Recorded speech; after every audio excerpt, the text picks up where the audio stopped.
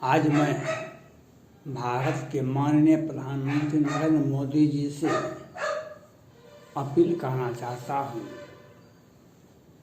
देश में अनेक राज्य हैं, केंद्र शासित प्रदेश हैं,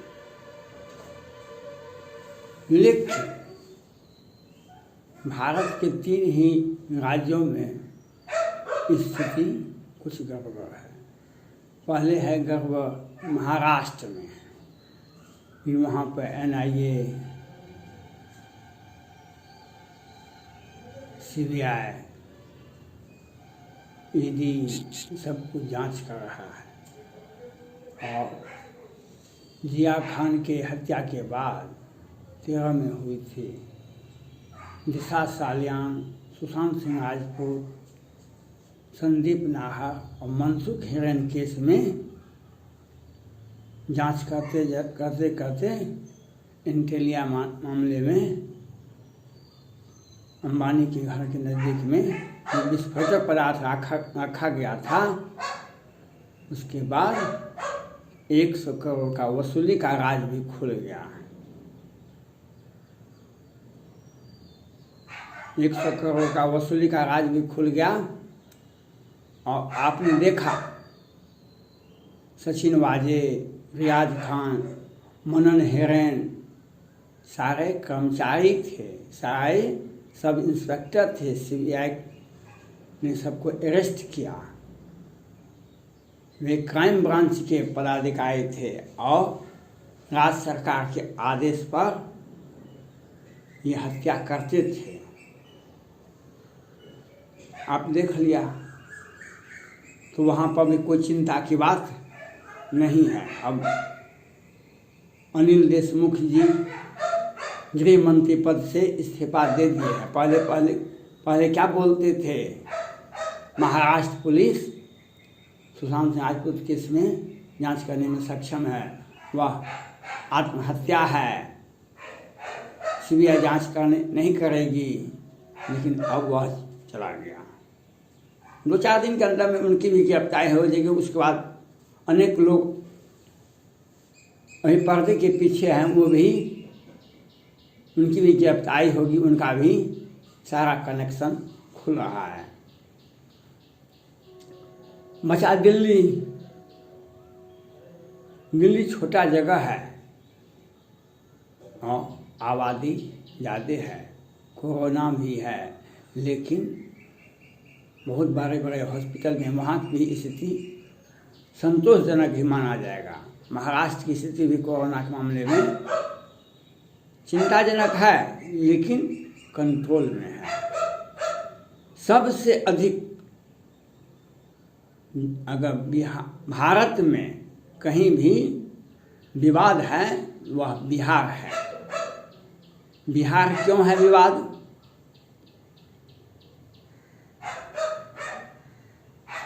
बिहार के बगल में उत्तर प्रदेश है। 4 साल से मुख्यमंत्री हैं आदित्यनाथ योगी जी। 4 साल से उत्तर प्रदेश के मुख्यमंत्री हैं आदित्यनाथ योगी जी। और 2-3 वर्षों से पहले भी बने थे मुख्यमंत्री, अभी भी 2-3 वर्षों से मुख्यमंत्री हैं झारखंड के हेमंत सोरेन साहब। ये सारे लोग अखबार में निकाल देते हैं कि कौन व्यक्ति कोरोना से मरा, कौन व्यक्ति कोरोना से मरा, प्रत्येक दिन का। और सारी व्यवस्थाएं सरकार की जनता को उपलब्ध कराती है और दिशा निर्देश देते रहते हैं। स्थिति संतोषजनक है, लेकिन 16 वर्षों से बिहार में माननीय मुख्यमंत्री नीतीश कुमार जी हैं। स्वास्थ्य मंत्री मंगल पांडे भी 5+ वर्षों से हैं। यह बिहार की स्थिति अराजक है। अखबार में, मीडिया में कहीं भी नहीं निकलता है कि कितने आदमी एक दिन में बिहार में मरे। ये नहीं बताते हैं। बिहार में 26 अप्रैल को कितना आदमी मरा, 25 को कितना आदमी मरा, कोई भी विभाग बिहार सरकार नहीं देती है, स्वास्थ्य विभाग नहीं देती है। झारखंड अति पिछड़ा राज्य है। उत्तर प्रदेश 23 करोड़ की आबादी है, लेकिन दोनों राज्यों में बगल के राज्य हैं दोनों। देखिए आज तक एक भी पदाधिकारी मरे हैं। बिहार में 2 IAS और 1 दर्जन से अधिक बिहार प्रशासनिक सेवा के BDO, CO, डिप्टी कलेक्टर, बड़े बड़े पदाधिकारी मर गए। अखबार में यह भी नहीं बताते हैं बिहार सरकार स्वास्थ्य विभाग जो कितना आदमी मरा। देश में अब तो विदेश में भी नाम हो गया बिहार का। बिहार में कोरोना है, तो उत्तर प्रदेश में कोरोना नहीं है, झारखंड में कोरोना नहीं है। देश के सभी राज्यों में पूरे विश्व की व्यवस्था है, व्यवस्था में मानव जाति को तंग और तबाह करने का कोरोना एक महामारी है। लेकिन भारत के सभी राज्यों में कोरोना गया, लेकिन बिहार की स्थिति अराजक क्यों है? बिहार की स्थिति अराजक क्यों हो गई? यह एक सोची समझी साजिश है मंगल पांडे जी का, स्वास्थ्य मंत्री, और बिहार के मुख्यमंत्री नीतीश कुमार जी का। झारखंड में एक भी IAS अफसर नहीं मरते, एक भी डिप्टी कलेक्टर नहीं मरते हैं। उत्तर प्रदेश में एक भी डिप्टी कलेक्टर नहीं मरते हैं, एक भी IAS अफसर नहीं मरते हैं। लेकिन बिहार में 2 IAS अफसर और 1 दर्जन से अधिक BDO, CO, डिप्टी कलेक्टर, बड़े बड़े पदाधिकारी मर गए। ये अखबार में भी नहीं देते हैं, स्वास्थ्य विभाग भी नहीं देता है बुलेटिन कितने आदमी मरे हैं। और एक अराजक स्थिति पैदा करने का अधिकार गृह मंत्री नीतीश कुमार जी, स्वास्थ्य मंत्री मंगल पांडे जी की एक सोची समझी साजिश है।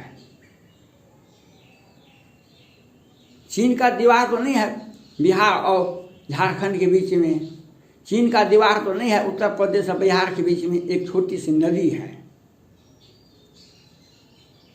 तो वहाँ पर अराजक स्थिति क्यों नहीं होता है उत्तर प्रदेश में? हाँ, कुछ सोशल मीडिया वाले वहाँ पर फेक न्यूज़ के माध्यम से अराजक स्थिति पैदा करना चाहते हैं, लेकिन वहाँ की पुलिस सक्षम है, वह उसको जांच कर रही है। लेकिन बिहार में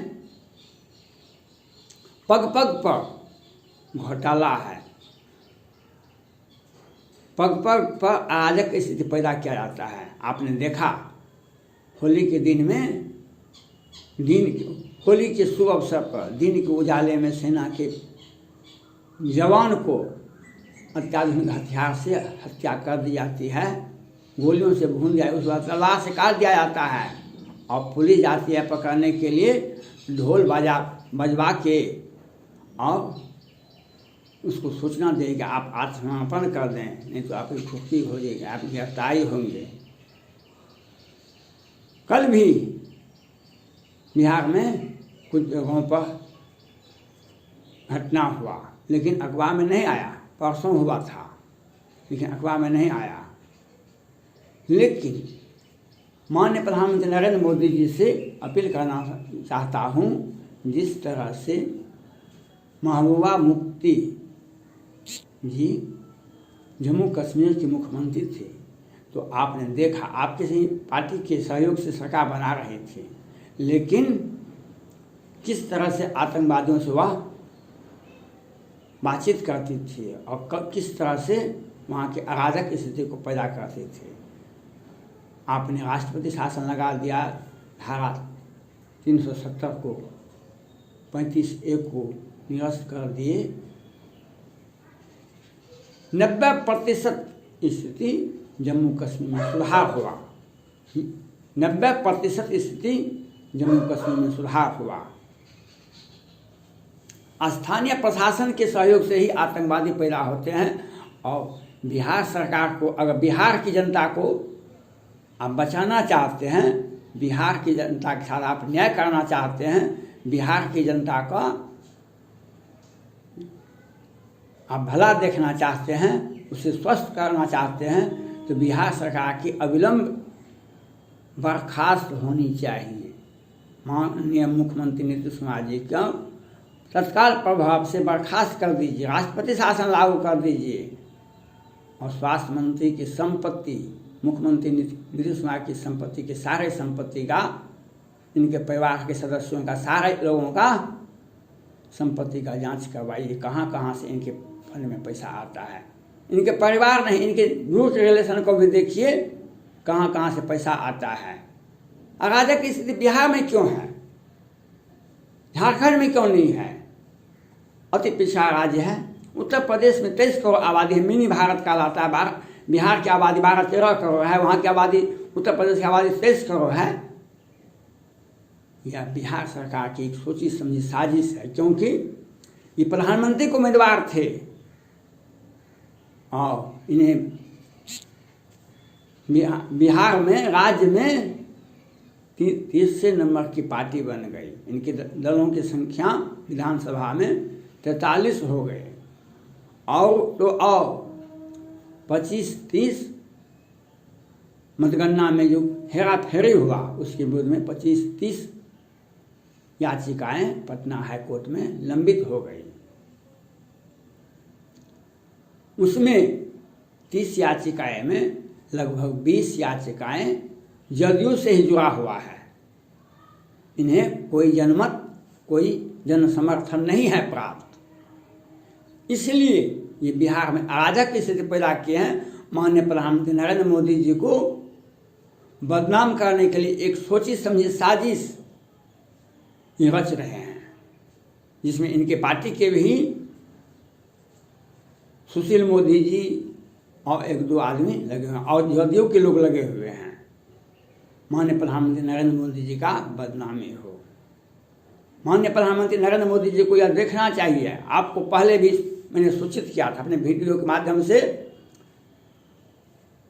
आपने देखा माननीय प्रधानमंत्री नरेंद्र मोदी जी सेन घोटाले के बड़े आरोपी को लोअर कोर्ट और वैकेंट कोर्ट से जमानत मिल जाता है।